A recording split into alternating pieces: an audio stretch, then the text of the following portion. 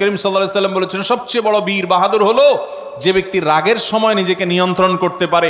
অনেক শরীরে শক্তি আছে, এটা আসল বীরত্ব না, রাগের চোটে শরীরে আগুন ধরে গেছে, মাগার নিজেকে বহুত কষ্ট করে ঠান্ডা করে রাখছে।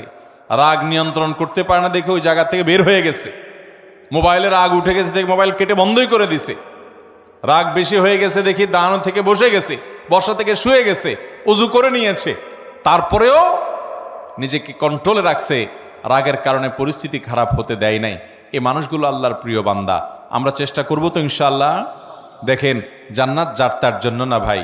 বদমেজাজি, হটমেজাজি, রাগের চোটে যা তা বলেন, যা তা করেন, আপনার জন্য জান্নাত নয়। অতএব যুদ্ধ করব তো ইনশাআল্লাহ।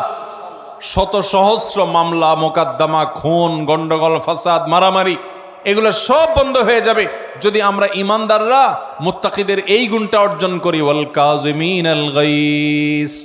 চেষ্টা করব তো রাগ নিয়ন্ত্রণ করার ইনশাআল্লাহ।